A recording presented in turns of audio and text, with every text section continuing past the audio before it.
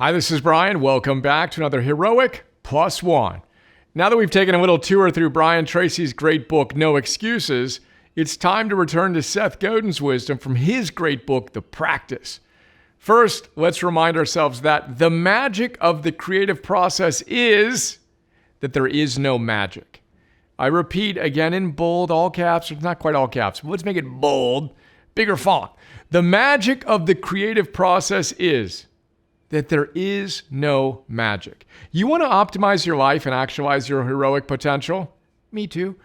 There's no magic to it.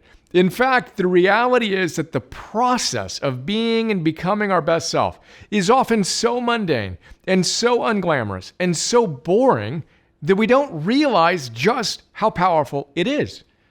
Seth's whole book is essentially 200 big ideas on that theme. And one of the most important distinctions he makes is all about how we build true confidence. Hint, we build true confidence by learning to trust ourselves by committing to and then following through on our practice. Therefore, it's really all about, he says, practice confidence more than self-confidence. Seth tells us, and I quote Seth, "Trust is not self-confidence. Trust is a commitment to the practice, a decision to lead and make change happen, regardless of the bumps in the road, because you know that engaging in the practice is better than hiding from it." He continues by saying, there are people and organizations in our lives that we trust. How did that happen? We develop trust over time. Our interactions lead to expectations, and those expectations, repeated and supported, turn into trust.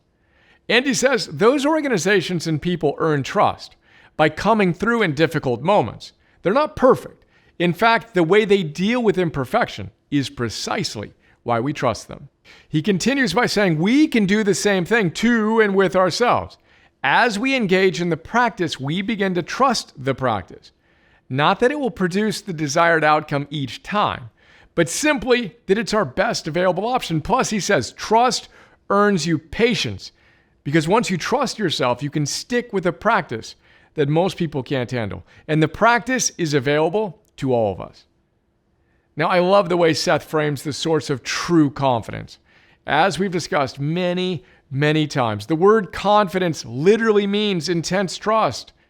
When we talk about self-confidence, we're talking about intense trust in ourselves.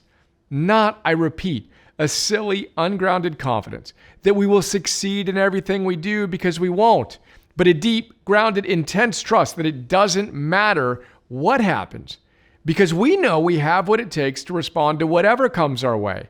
That is true self-confidence. And there's only one way to build that type of marrow-deep self-confidence. We need to earn that trust. How? I repeat, by doing what we say we will do, never perfectly, but more and more consistently, especially when we don't feel like doing it. And how do we do that? By having a practice. Or as we like to say, we need to have a protocol. We need to know who we are and what we do when we're at our best. Then we need to be that best version of ourselves by doing those things all day, every day, especially today.